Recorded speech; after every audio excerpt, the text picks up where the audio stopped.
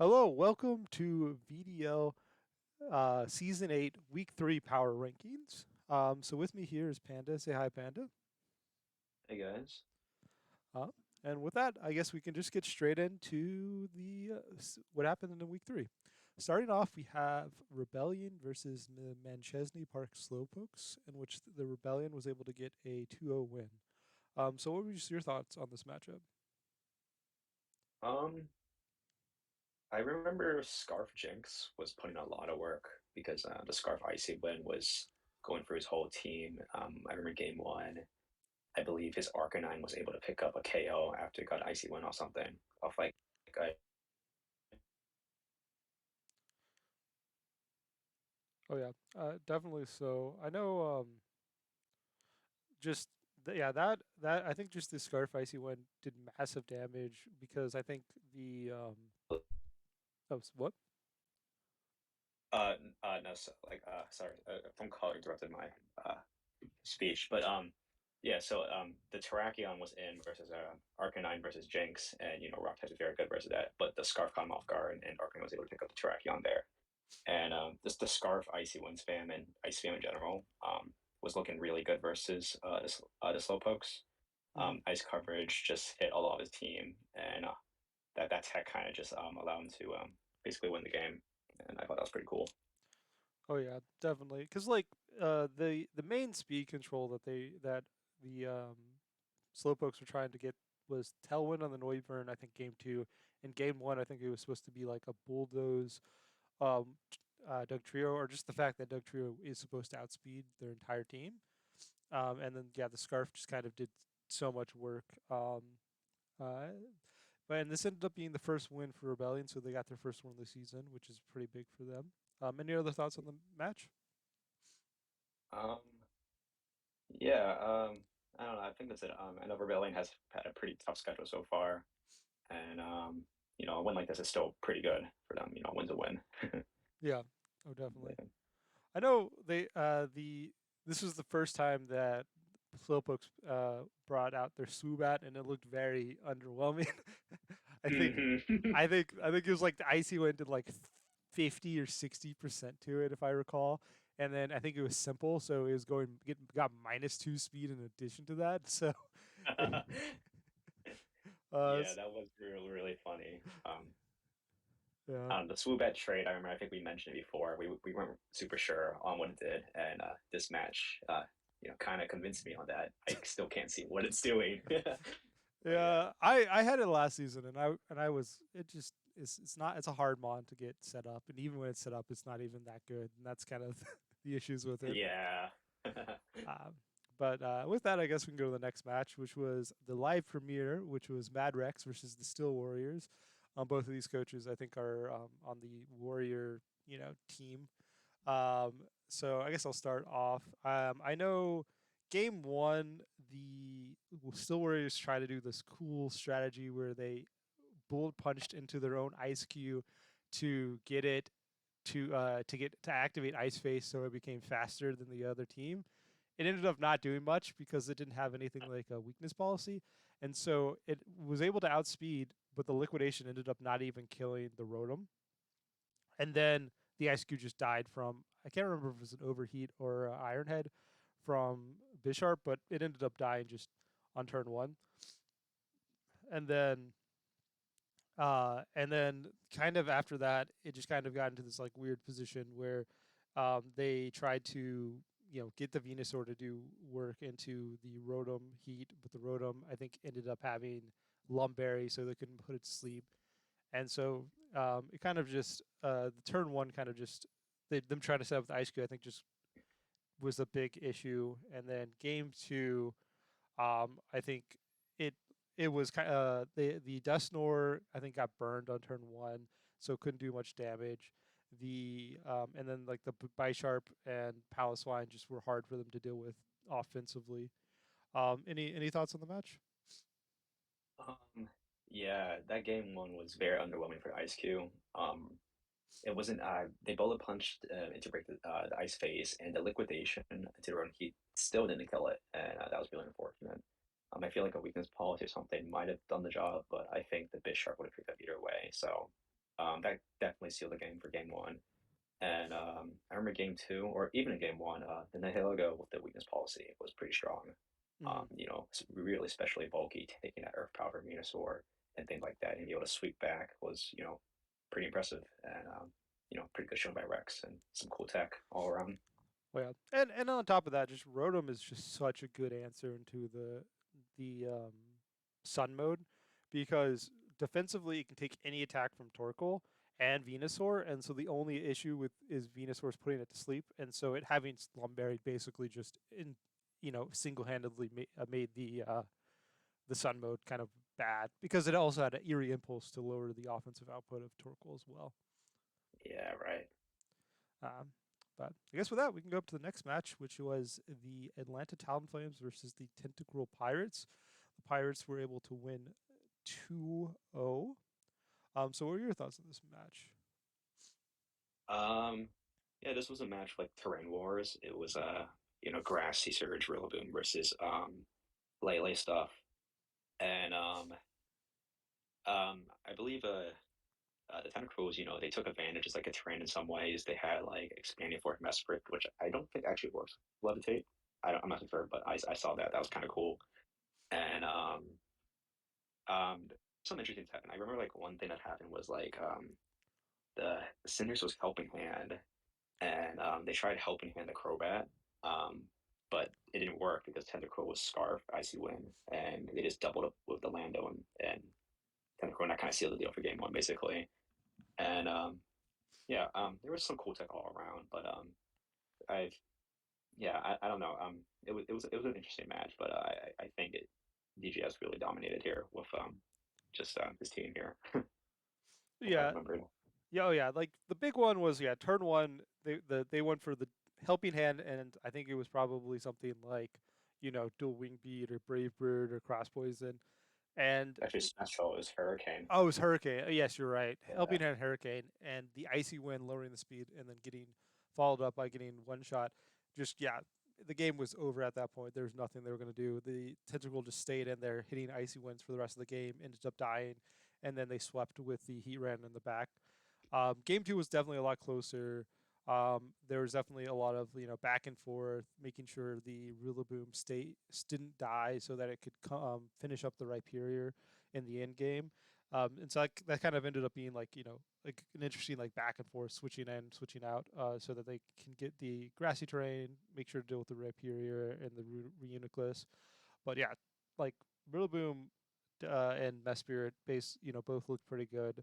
Um, that game where they kind of were just able to be a little bulky, deal some damage. They, I believe, the Talonflames ended up bringing two ground mons that were weak to grass, and the Energy Ball and the Grassy Glide just did massive damage to them.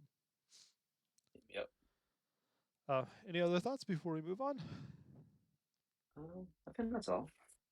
Next one was the Crushing Savalis versus the MK Mimikyus. This one was an exciting one, definitely a really close one. So what are your thoughts on the set? Yeah, we had some of the top, I think probably top seven teams from the PR so far going at Detroit. They, So I that was think, pretty fun. yeah, I think they were 3-8 last week. Yeah. Um, yeah, this was a pretty fun one. It was also, more terrain wars. You have they both have Psychic terrain and Misty terrain, so that's always a cool interaction. Both the games we both had back to back's kind of funny. Um, Some actually DM'd me about this, and he spoiled the game to me before I even watched it. But he was mentioning how he lost because he accidentally pressed on the shift tree game three or something, and he like led wrong or something, and he basically automatically lost because of that. And that's a real shame. I'm not too sure what differently would have won in that, but besides that, I know Shifter was actually doing pretty well. Even it was a pretty creative set. It was Scope Lens, I remember. Yeah, Scope Lens, Yep. Night Slash, and I believe he won a game two because of it. It got a huge crit, and ended up sealing the deal for him, and that was pretty cool tech. But yeah, um, says that Yasha had his team was pretty hard to break. I feel like without that crit, it would have been really hard to break anyways. So yeah, I don't know what would happen in game three if he had the right lead, but it was still a pretty fun game to watch. Yeah. Oh yeah. So I know. Yeah. So game one, I think. So Shiftry was definitely an interesting bag. I think it was incredibly good game two, and then it was really bad game one and game two, three, uh, because so game one, it was I believe it was a Shiftry. I want to say it was like Shiftry. I can't remember the other Pokemon, but the Shiftry fakes out into the Naganadel, and then they attack into the Cinderscorch. Cinderscorch doesn't die, and then Leech Seeds or Leech Lives the Shifter, one shotting it, and then getting back almost all the HP. And then that kind of definitely put it into a really annoying position where Tapu Fini in the back and Thievul in the back just kind of went off. Thievul with foul plays did massive damage into the Dragapult, and then just snarls to deal with the like Ninetales. Um, this was, we had a little bit of awkwardness too, where I think we mentioned this a little bit at some point, which is the Ninetales came for the first time for some, and one I think it was game one, but it might have been game two, where a Surgeon Strikes ended up doing you know like 20% into the Thievel because the sun was up. Yeah, that was a real shame. Yeah, it's definitely a little. You can see a little bit of the dyssynergy. Oh, I remember. It was the, it was yeah. So yeah, the Cinder was able to take the attack from Urshifu, but yeah, and then game two, they were able to lead up a little bit differently, and they were able to get a lot of work in with the Shiftry. The Shiftry ended up getting a bunch of kills. And in the sun, it was able to outspeed everything and threaten the Tapu Fini and the Naganadel quite a bit. And then yeah, game three, I think you mentioned a little bit. I don't think it was the lead. I think it was they accidentally faked out the wrong Mon, and they didn't fake out the Tapu Oh, Fini, and the Tapu Fini hit it with a Moonblast in it one shot. right. And then from there, some was definitely a little bit, tilted because of that. And then I think they made like one more misplay that ended up into making the match, which I think could have been a little bit closer. Maybe even they could have gotten there, but ended up being a pretty convincing win on the Mimikyu side. Yeah. But with that, I guess we can go to the next one, which was the Bistol Bewares versus the Rolled Gold Pretzels, where the Bewares were able to win 2-0. So what were your thoughts on this set? Um, yeah, the Hitmon, I remember the game one, the Hitmonlee, and I believe it was Scarf in DD. It was able to, Gumi had an Espeon Sash. He led it, and it just got doubled up. He died to Expanding Force plus the Throat Chop because they both outsped it.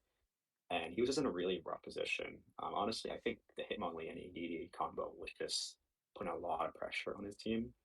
And I believe he tried switching up game two with the Tapu Bulu because that's more terrain war stuff, right?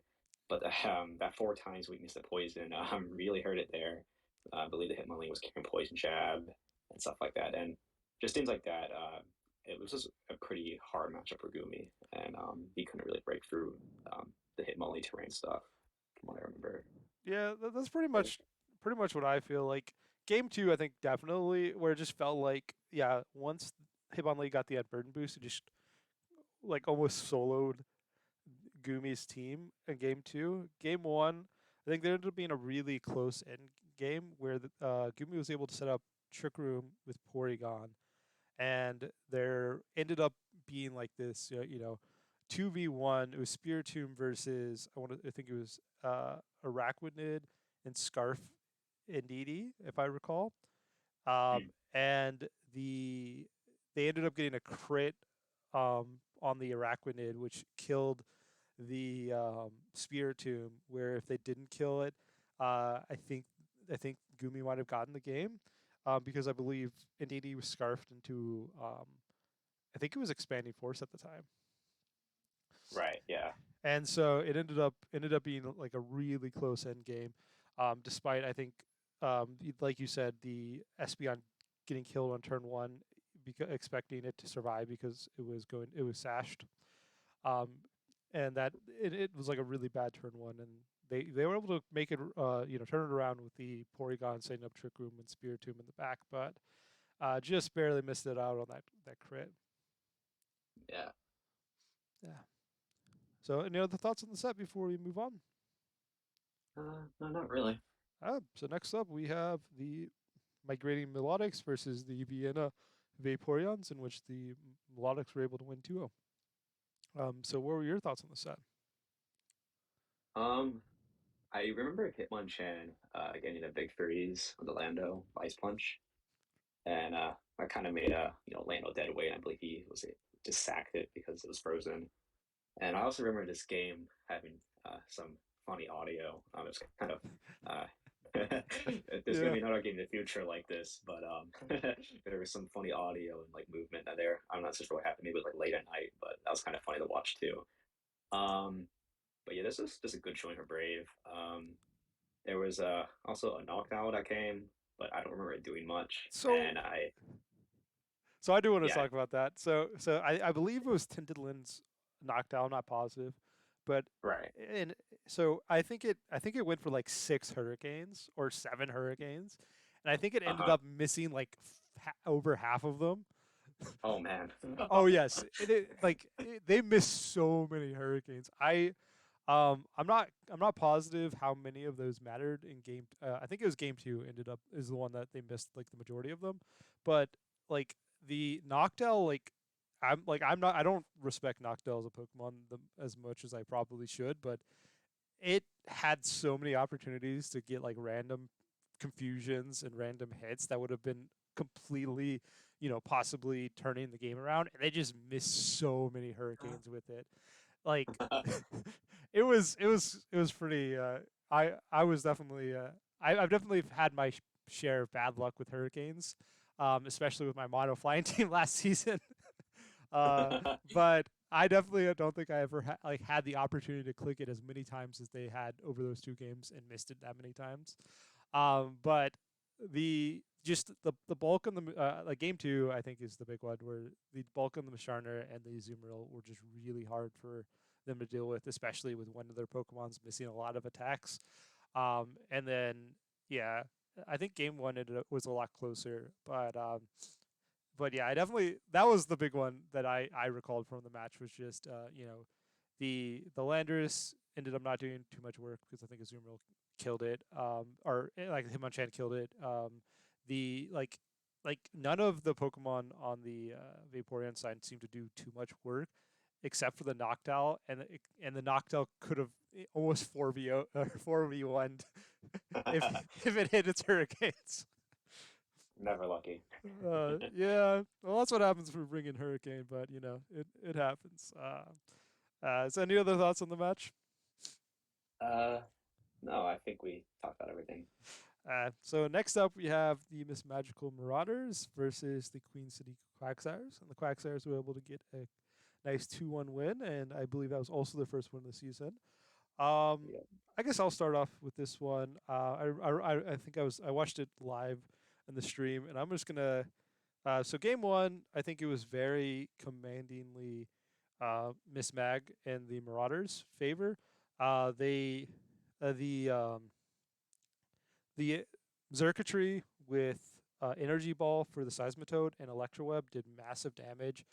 The Incineroar with pivoting, um, pivoting and Fake Out and Intimidate was really big. They had the eject button Incineroar so that it would come out more. And then the Klefki getting a bunch of paralysis and setting up the sun to counteract the rain mode ended up being really powerful for the Marauders. And then game two and game three, the Quagsires switched it up and they led Zapdos, Herdier both games, and that was very hard for the Marauders to deal with. The Zapdos, defensively, just took everything that um, the Marauders were trying to do. And then it had Hurricanes, which massive damage. They had Thunderbolts, which didn't do as much, but they had Heat Wave, which also did pretty well, especially into like the Klefki. And the Zapdos just kind of carried them in the second 2 games. I think game three there was a really interesting situation where um, there's a hurricane that hit and confused a Marowak, which forced the and then their Marowak hit themselves, and then the Marauders felt forced to switch out the Marowak, and that caused major momentum switches. In which I definitely think that if they didn't get the confusion there, the Marauders might have been able to get the win. But the Herdier by itself, the Herdier's Zapdos lead with the Intimidate and the Yawns and the BB Doll Eyes, just kind of prevented them from setting up or doing much, and that kind of just single-handedly that those two kind of carried them from my perspective. So, what were your thoughts on Right. the match? Last game we were talking about, knockout bad hurricanes. But this one, the clutch, Hurricane Confuse was really big. That really sealed the deal for that game, or for the most part. And the Herdier, like you said, was really impressive. I believe that was his like second round pick this draft. So, props to him. He made it work. So maybe deserve their round two pick. Yeah, And I believe there's actually a big rock slide miss in the game as well. So Missman did have some pretty unfortunate luck. But yeah, Apple just had a great showing, really, for the most part. All his games he brought to game three, and they have all been pretty super close sets. And yeah, you know, pretty nice one for him here. I would definitely agree. Uh, so with that, we have my match against the New York Metronomes, in which I was able to win 2-0 and get my first win of the seasons. I guess I'll throw it off to you. What was your thoughts on the match? Um, yeah, Preston DM'd right after the match, and he was just saying he played really badly. He was basically saying, "Oh man, I did terrible." I'm like, "Oh, it can't be that bad." And yeah, it wasn't the best. They were like, I'm not so sure what happened really. I know beforehand he was a little sick, so he didn't have a whole lot of time to prep. But yeah, it was just hard. And one thing I remember was game two there was the Yachidera arrow and you had triple axle. That didn't matter. I died right away.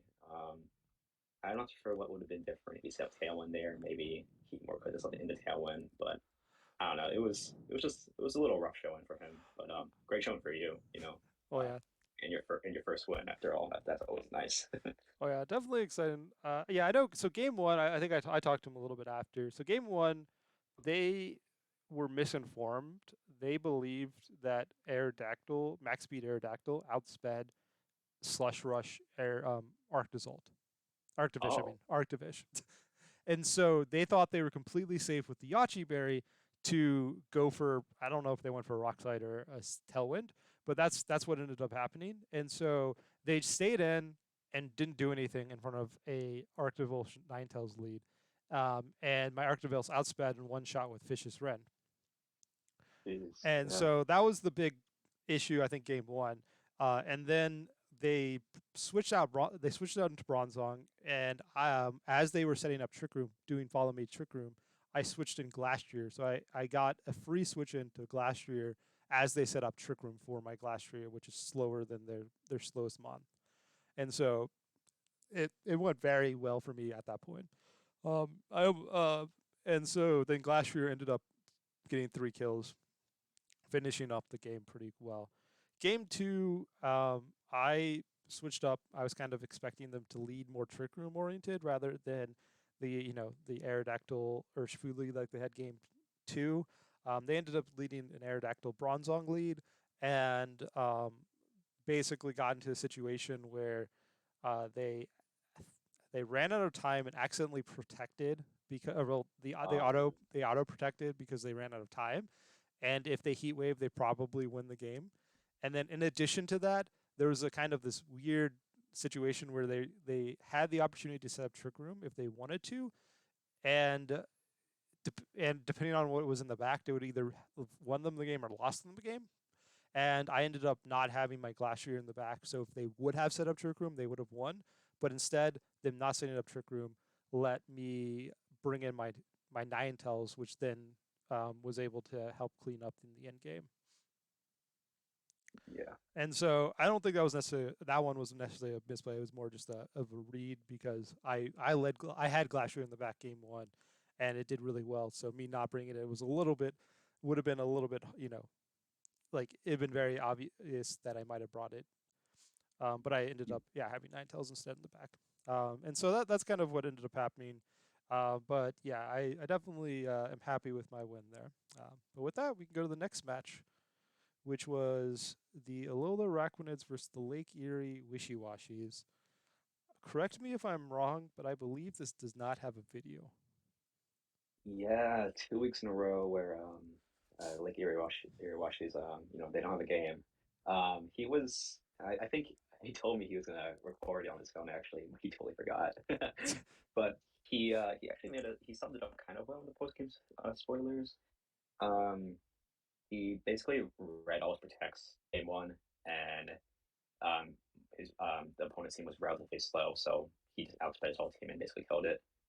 And game two, what was kind of scary was there was a speed salt Kadabra on Diggersby, which is real interesting.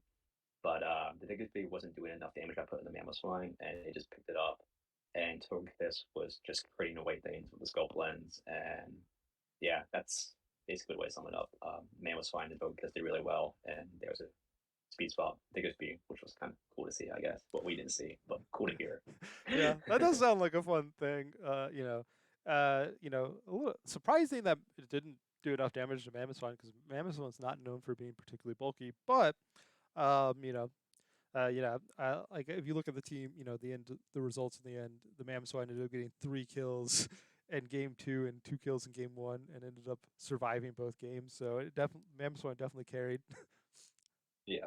Um, but with that, the Wishy-Washies were able to get the 2-0 win. Um, a little bit sad. Hopefully, their next week we get to see their video because we have not got to see them enough, and they are definitely one of the top coaches this season. And it's a little bit sad that they that we don't get to see their matches. I'll make sure to remind him for this week. Well, we'll see. I don't know who they're playing. There's a chance that there's a chance that Niels, I think. oh, then no, they have to record. I don't think Niels records either. So hopefully we get to see their video. Uh, Yeah. but with that, we can go to the next one, which is the Bolton Bashers versus Grandma Togekisses, in which the Bashers were able to win 2-0. So what were your thoughts on this set? This one was funny. Um, Shuckle had its first showing, which was cool. Yeah, It had a pretty interesting set. It was like Infestation, Rock Tomb, and actually did okay. But Goomer, like his last week, pretty good lotto luck. I believe game two, he dodged 2 heat waves. I think, yeah, it was really bad because I think the Shinra was specs and the heat wave would have definitely picked up. And if any of those heat waves land, I believe the Togekiss would have picked that game. And yeah, and it and was also the pretty strange unfortunate. stream confusion and hitting itself in confusion. Right. How could I forget that? Yeah, it was a mess. It was uh, yeah, I felt really bad, but that's the game we play. And yeah. yeah, but yeah, so basically, so game one, I think the Bashers were able to kind of get a pretty good lead. The I believe they were able just the Hippowdon and Wheezing just did were hard for them to deal with. The Wheezing was able to defensively take hits from the Guzzlord and Mean Shao pretty well, and offensively threaten them with strange teams, threaten to one shots, and so the Bashers were able to get a pretty convincing game one win. Game two, the Bashers, got a little bit behind from the Shan or me and Shao Metagross, I believe, and they were doing pretty big damage, threatening them all, and basically got into a situation where it was Chandelure versus Shuckle and Wheezing, in which Heatwave threatened to kill both of them if they connected, got the double miss, followed by Confusion hitting itself, followed by another miss. And Shuckle got the kill. I think so. But yeah, so it's definitely a strange ending. But I definitely it happens. Yep. So with that, we can go to the next one, which sadly was a forfeit win for the Tricos. Tricos were able to win 2-0 because the bat match didn't occur. There was some scheduling errors, some issues, and the Tricos got the win.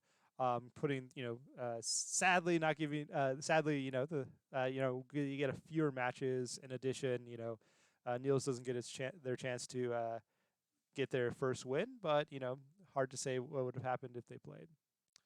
Um, Yeah.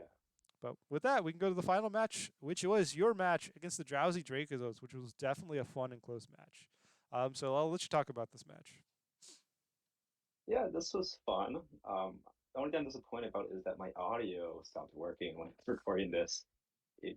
Like similar to Braves match, my audio and camera stuff was really funny. I'm not so sure what happened, but anyways, yeah, this was a fun one.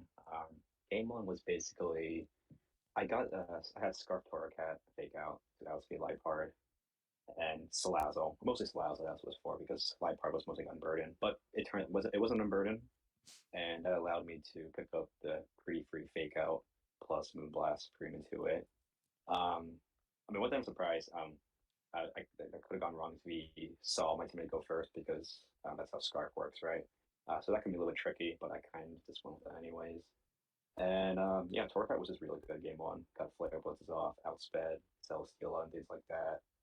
And game two, he brought the Salazzle, and that kind of messed me up a little bit. Well, actually, it was the Celesteela that messed me up. The Celesteela was AB, and it was just a lot stronger than I thought it was. It was killing my whole team basically, Tangrowth, and things like that. And then game three, I just went Sand and kind of just prayed to double it and come and won. That's kind of sums it up a little bit. Well, yeah, I know. Game two, not only the Celestial, I think they also get an encore on your Primarina. Um, Right. and then you set up. I believe you set up Trick Room, and then Torracat was in the back that was scarfed, and Yeah. so it ended up being a little bit awkward for you. Yeah, and then yeah, you pivoting to Sand game three.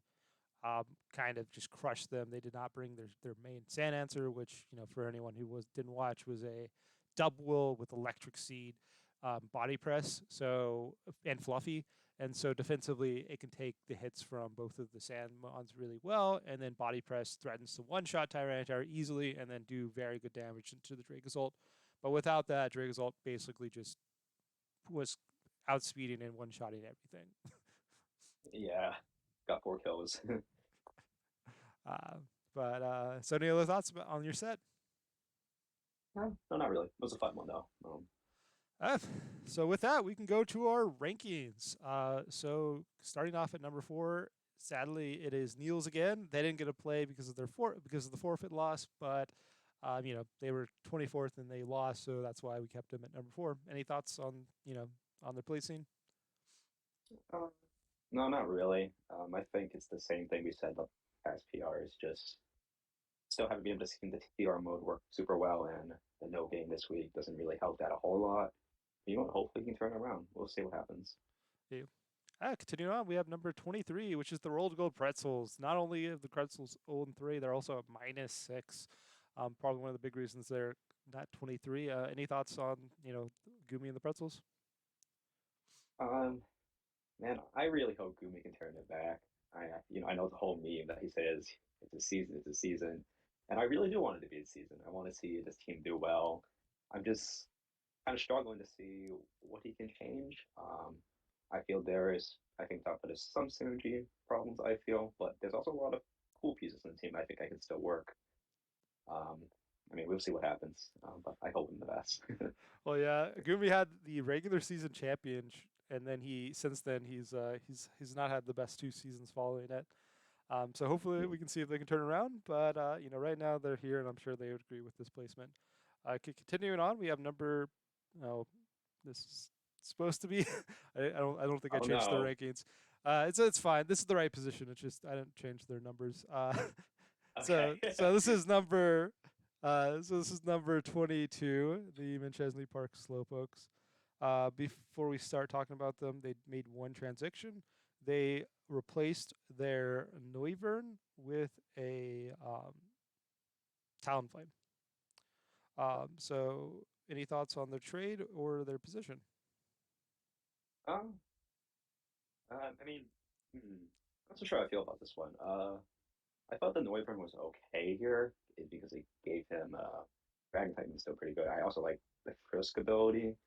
But Talonflame, it basically gives him guaranteed tailwind, assuming you don't get faked out and stuff like that. But you already do have a fire type, so I'm not sure that was too necessary. Even though Talon Flame is, I wouldn't really consider a pure fire type. It's more known for its flying stab. But yeah, I'm not so sure how to feel on that trade. I'm not sure if it benefits him too much, but maybe that that extra speed is what he needs to succeed. So we'll see. Yeah, I don't know. I think I personally like Noivern better. I understand it. I think this might be slight, in my opinion, a slight overreaction to them losing to Scarf Icy Wind. Um, Right. because I think Noivern's better than their team. I don't think their team desperately needs Tailwind. They have a lot of like uh, they have like 120 base speed, 120 base speed, 8 base speed, Mons. So like they have a lot of Mons that are Right. already fast. So Tailwind kind of more of a plus side rather than a necessity. So I'm not a huge fan of the trade. However, they've had a little bit rough. They had a good win week one, and been had a little bit rough since then. So I understand wanting to change up some stuff. Yeah. Uh, but continue on. We have number 21, the Vienna Vaporeons. So what are your thoughts on the Vaporeons? Um, I kind of have the same opinions I had before. It has some strong bonds, but I feel like the synergy is still isn't completely there. If that makes any sense, it's there's something about the team that's just kind of off. I'm not sure what it is, but it still has some strong teams. I think maybe some trades might help it, but it still has a solid chance to make playoffs. I mean, we still got a lot of weeks left, but yeah, we'll see what happens. Yeah, definitely. So, um, you know, they had a little bit tough week with some hurricane misses, but definitely their team I think was not the super highest on our week zero power rankings, and they definitely want to see have another really good win. Continue on to number 19, we have number 20, we have the Steel Warriors. Um, the Steel Warriors had their pretty bad loss to Rex this week. So I think that's one of the reasons why they're a little bit lower and around 20.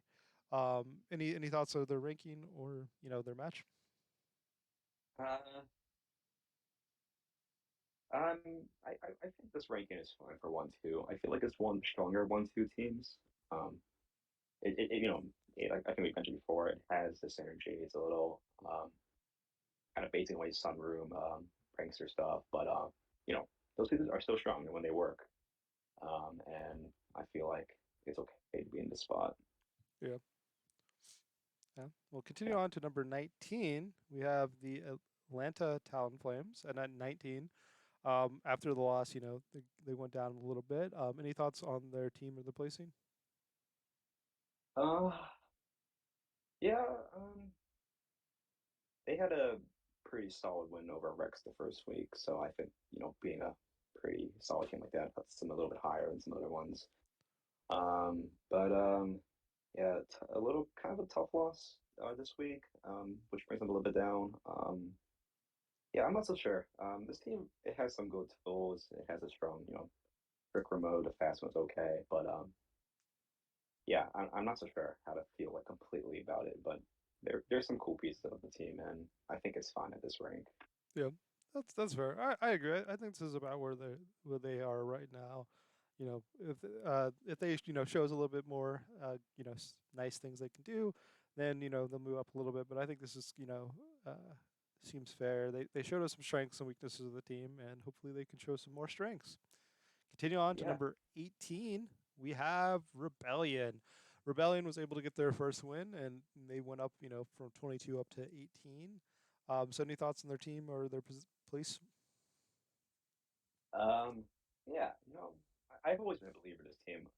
Lucian, great coach, and I think this team's pretty cool. It was just an unfortunate schedule he kind of had earlier, struggling with the expanding force like last week and things like that were a little tough. But very good showing for him this week. With I believe the Jinx is new, showing his work already. Scarf Icy Wind is really strong, and yeah, the team has good pieces. I think it's a pretty solid team. Just gotta get those wins up and you get higher in the rankings. Mm-hmm. So, moving up to number 17, we have the Alolan Araquanids. who moved down a little bit after their loss this week. There's not much to say from my perspective because we didn't really get to see their game. So they're pretty, so that's a little bit sad. So I think it's a little bit tricky to rank them. Any thoughts on their position or the team in general?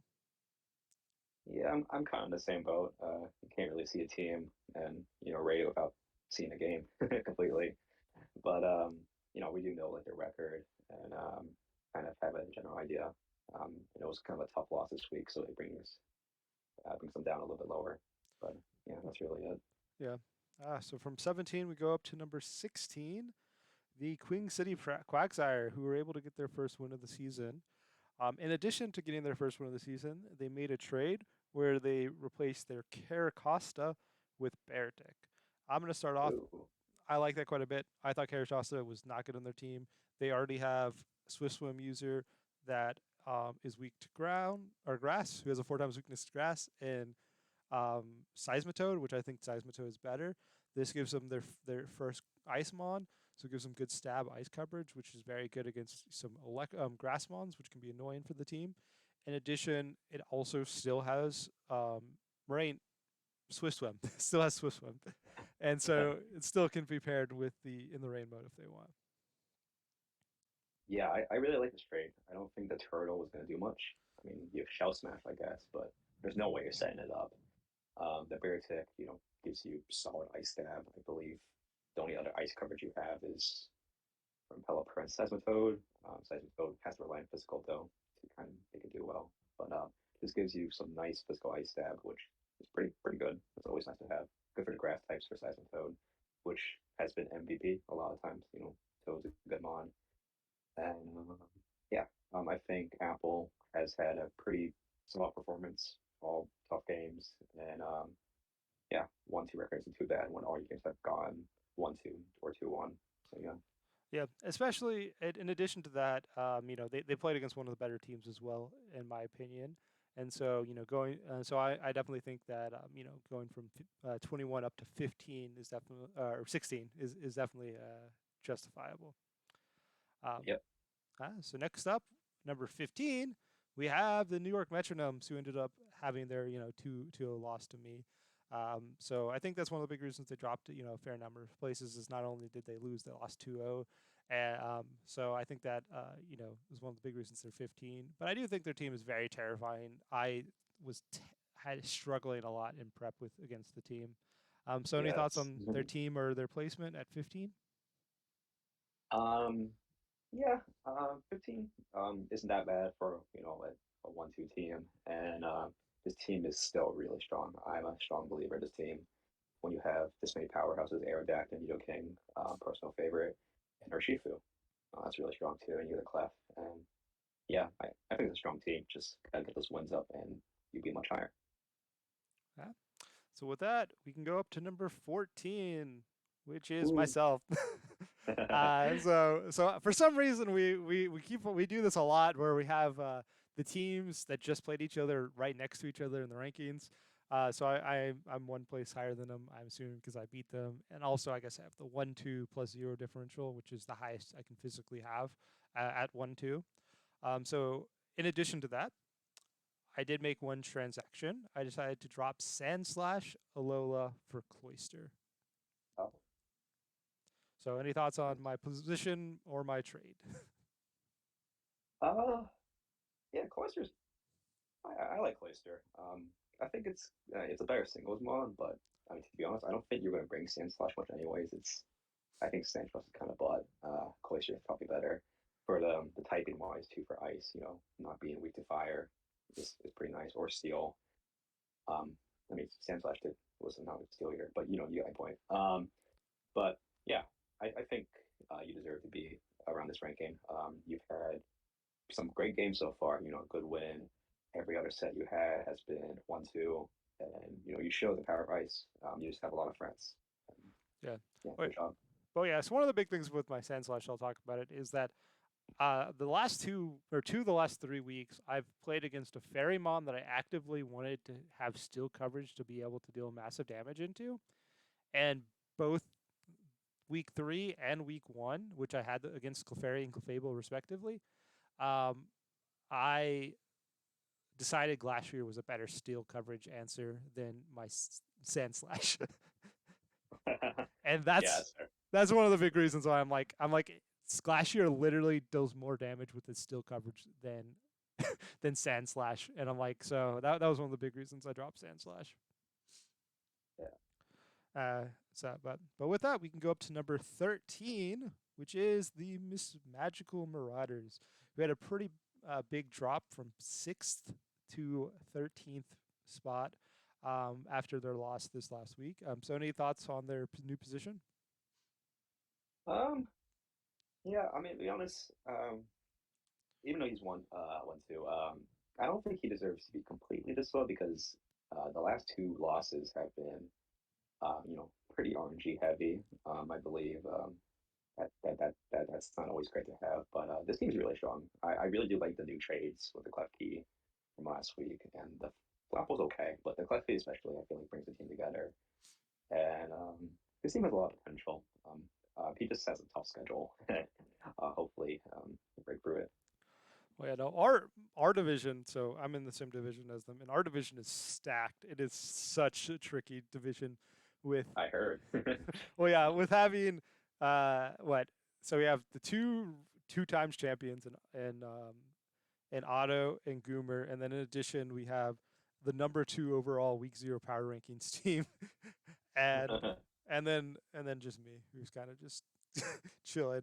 But Hey, you got the win. I do think they're good. Their team's good. I think their losses haven't been that bad. I personally think they're a little bit underranked at 13th. I personally think that they were closer to around 11th, in my opinion. But I understand them not after the loss. Um, However, the team above them is at 12th, Mad Rex. So this is personally, I think Rex probably should be a little bit below the Marauders, but I understand they had a very convincing win, and in addition, they lost week one, but their week one loss um, was a little bit because they misgened their Pokemon, and so. All right. So I definitely think that some of the people might give them a little bit of leeway from that too in the rankings.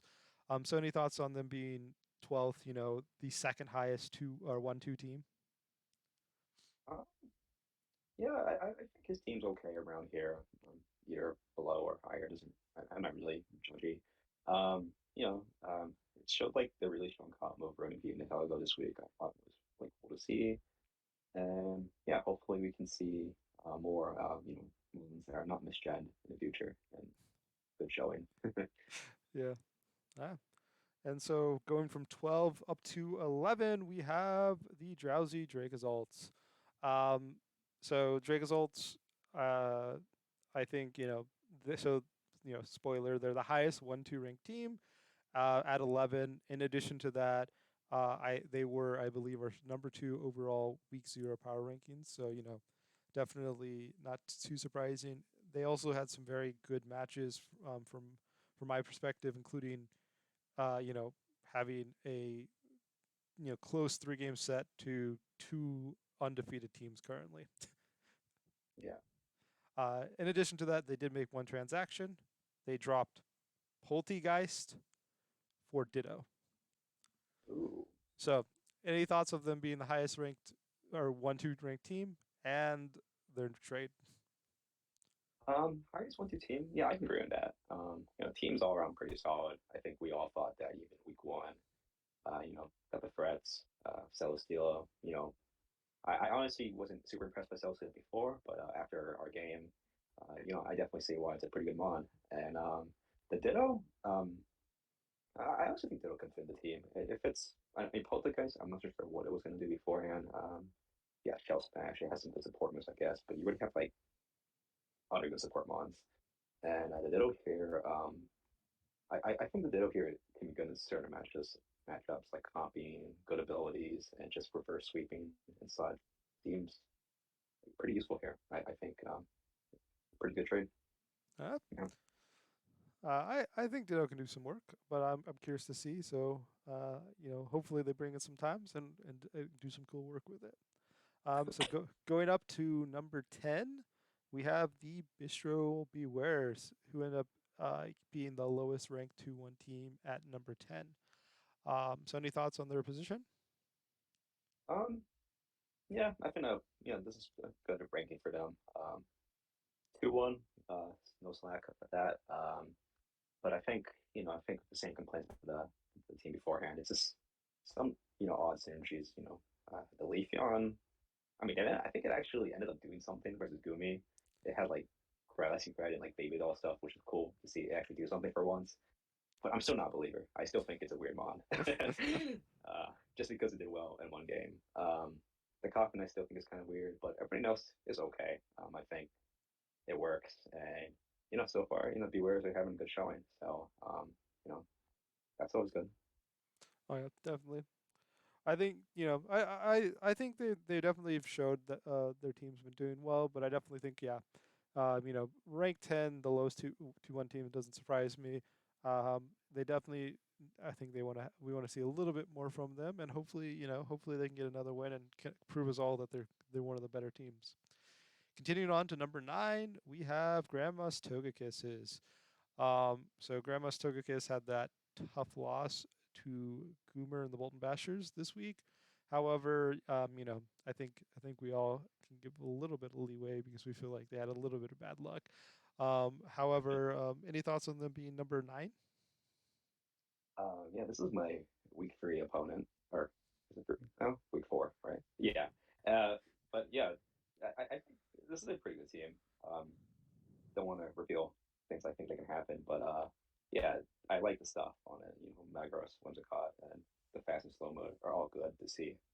And you know, the tough RNG loss kind of puts them a little bit lower, but can't put them too low because of that. And hopefully, we can have a good game this week and see what happens.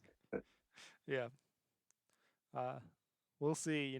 That this definitely a exciting match, and honestly, some surprised it didn't have a little bit more votes for the live premiere. Oh, yeah, we'll see what happens. But continuing on, we have number 8, which is the Lake Erie Wishy-Washies, 2-1 plus 1. Personally, I think they could easily be higher position than this because their differential is pretty good. They had some very good wins, but us not seeing their last 2 matches definitely does not help their case of us ranking them higher. I think that's kind of Right. all I can say is that their team looks good. They've played well. They've played against some good teams. We just haven't seen them play. I mean, he has some pretty in-depth reports from what he's told me so far, so that's always good. But yes, we want to see an average hold on, so so everyone can I rank Hippo higher. But yeah, solid team. I agree. So going from number 8 to number 7, the Bolton Bashers. Bolton Bashers are 2-1 plus 3, which is a really good differential. In addition to that, well, I think it's explicitly the highest differential they could have. In addition to that, obviously Goomer reigning champion and did beat the number ninth ranked team and played against some other good teams. So any thoughts of their team or their position? Um, yeah, I mean, really high differential. Team is putting a lot more work than we thought it would. I still think some days are a little funky in the team, but it's Goomer and he's making it work. So yeah, good. Oh yeah, I'm definitely hoping to get a win against them this upcoming week. We'll see how it All goes. right, Uh, should be a good one. yeah, it should be a good one, and I believe it's going to be the live premiere, so everyone gets to watch it with me. But continuing on, we have number 6, the Tentacle Pirates, who were able to get their pretty good win this week. So any thoughts of them? I believe they are the second highest 2-1 ranked team. Yes, you're right. Yeah, this is an all-around solid team. Um, I really like the really boom that he trained have been putting to work and just the Phantom in general. And Mons that surprised me, like Tentacle, which he seems to be bringing every week, and it's doing well. Um, never thought I'd say that. Tentacle's always been a weird mon to me, but for a budget water type, the cover is just far away grass quarry. So it's good move, and I've been liking what I've been seeing from his performance, and Well, hopefully yeah, he can keep it up. well, yeah, and I definitely think that they've been definitely showing some strengths and some mons that people aren't as like keen on with like the Heat more and the Landorus because of their four times weaknesses, and I definitely think they've been able to position them very well, and they've been looking very good. Um, Yeah. but continuing on, we have number 5, the Crushing Silvales, which is our highest 2-1 team. They had a tough 3-game loss this week. However, we still think that they are, number 5 overall. So any thoughts of why you think they're the highest 2-1 ranked team? Um, yeah, I think because of Sums' great showing in his first 2 weeks.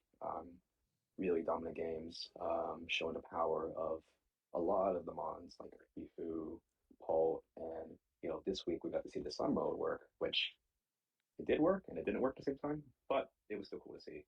And I believe holds it back as we have some judges here that believe the synergies aren't completely right and just yeah things like that. But I still think it's a good team. I think it's a good team despite what some people say. Um, Oh, I think the team looks good. Also, you know, their only loss being to a 3-0 team definitely helps them as well. They don't have a bad loss. They just have good loss. They have a good loss in which it was a 3-game set that they could have possibly gotten there against a 3-0 team. So I definitely think them being at 5 makes sense in my opinion. But moving yeah. up to number 4, we have the MK Mimikyus, our lowest ranked 3-0 team at 3-0 plus 4, and they were able to be able to beat some to get there.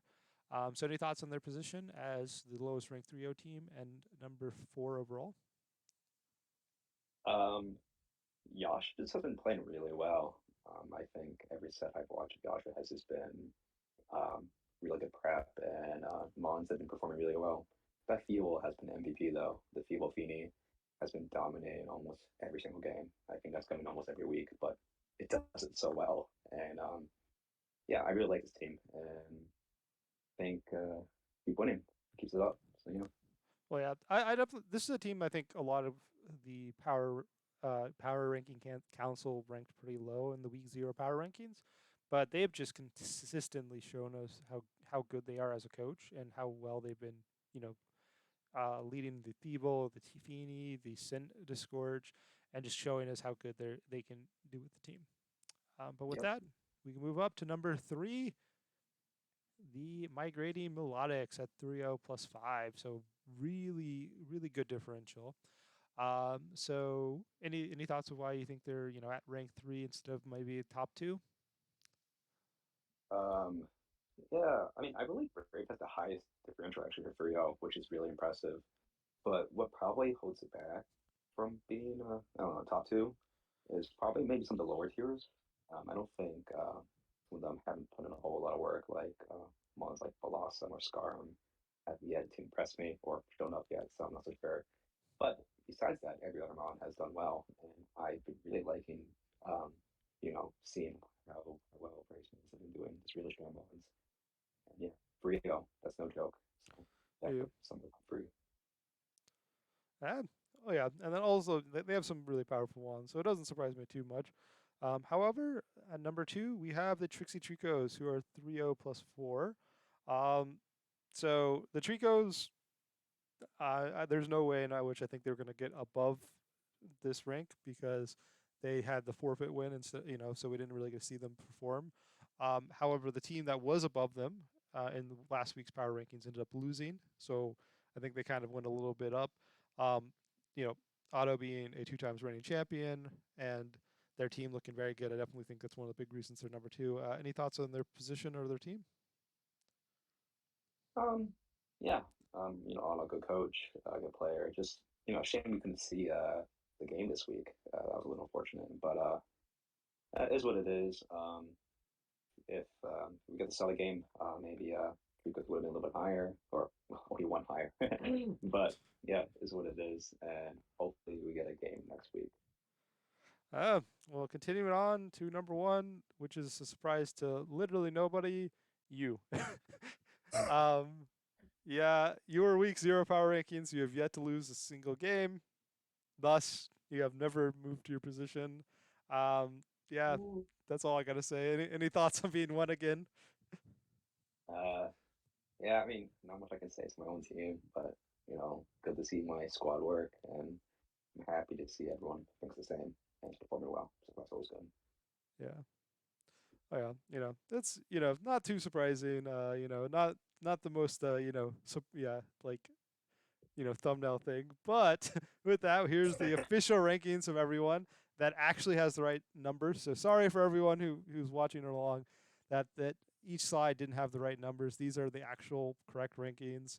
And I hopefully if you listened, I physically said the rankings of them as we were going along. So sorry about that. But any thoughts of any of the rankings, or anything in particular?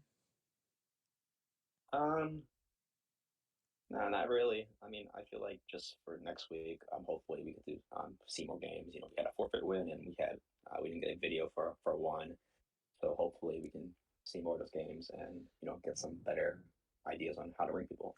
Yeah, definitely. So, and then also, I definitely think the getting to the first half of the season definitely is when some of these rankings become a lot more relevant, and some of these your records can end up being very important. I think the difference between 1-3 and 2-2 and 2-2 and 3-1 are huge, and so everyone do your best to win. This is a big week. No one's out of playoffs. No, just yeah, uh, and also as always, hopefully, don't take any of these rankings personal. It's just our opinions. Any final thoughts before we sign off? No, it's been a pretty solid week, and yeah, excited to see more. Well, thank y'all for watching. I hope y'all enjoyed. And with that, we will see you for next week's rankings. Bye.